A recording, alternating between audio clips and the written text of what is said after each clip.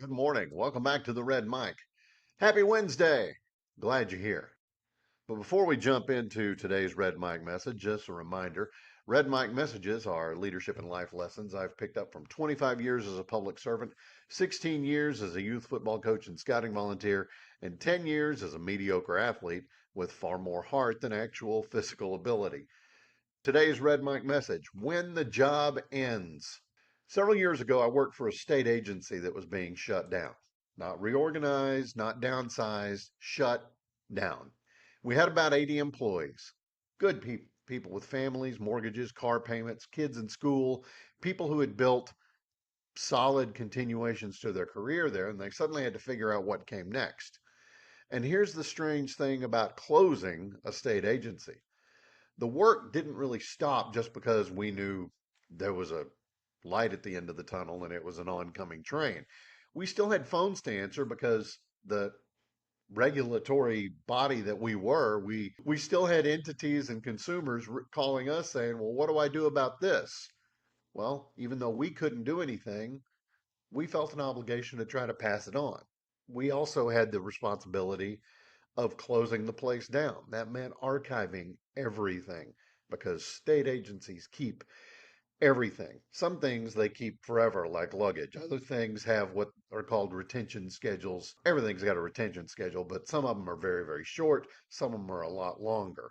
And some of them are permanent. There are some things that the state of Texas has kept that goes back to the very beginning of when we were our very own standalone country, not to mention then being our own state.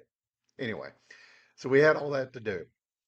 So everybody came to work every day, knowing eventually there wasn't going to be a place to come work at all. And that's a hard environment to lead in. I was the acting executive director there. Before that, I handled government affairs and communications. Our executive director got another job pretty quickly and out the door.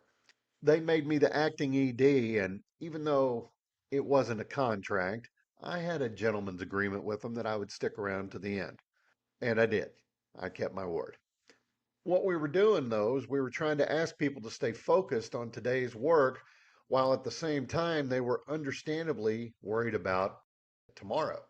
There was nothing I could do to save the agency. There wasn't anything I could do to save their jobs, but there was something I could do. I could help them find their next one. So that's what I tried to do. I made phone calls, I reached out to people I knew, I made introductions, I recommended folks. I tried to connect good employees with people and organizations that needed good employees.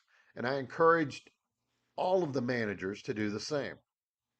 If I heard about an opening that might fit somebody, I wanted my people to find out about it. If I knew somebody who might be able to help, I made the call. I gave recommendations. Once we knew the agency was going away, I knew that our job had changed. We weren't just running an organization anymore. We were trying to get our people safely to the other side. And that meant something else too. If somebody found a good opportunity before the agency closed, I was not going to be upset that they were leaving us early. And I wanted my people to move on and find good places.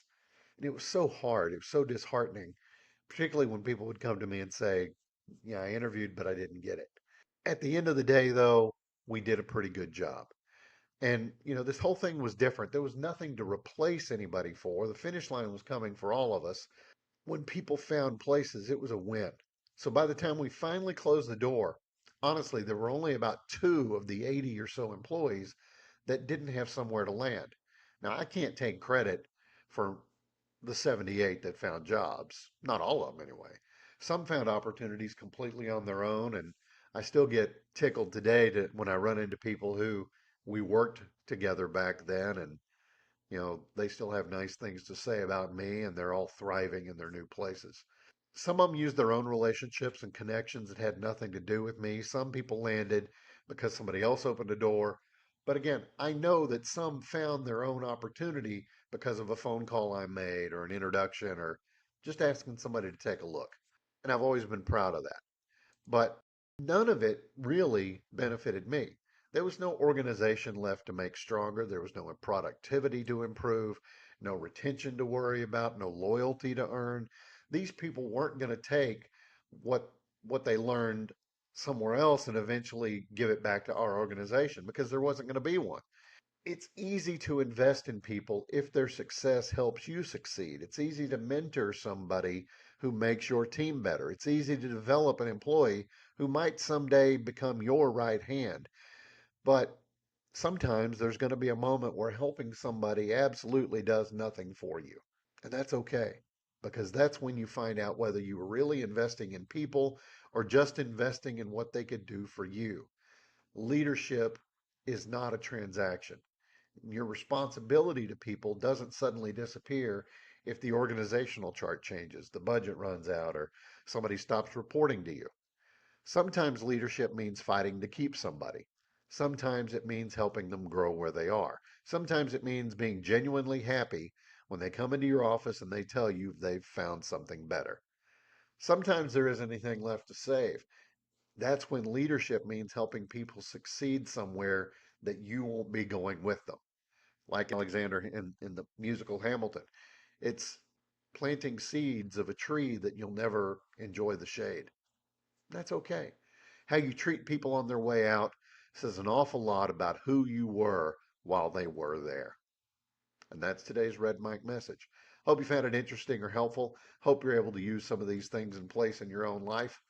Thanks for being here. Please give me a like, a follow, and a share. I'll see you again tomorrow. And until next time, don't forget, as always, life is short. Drink the bourbon.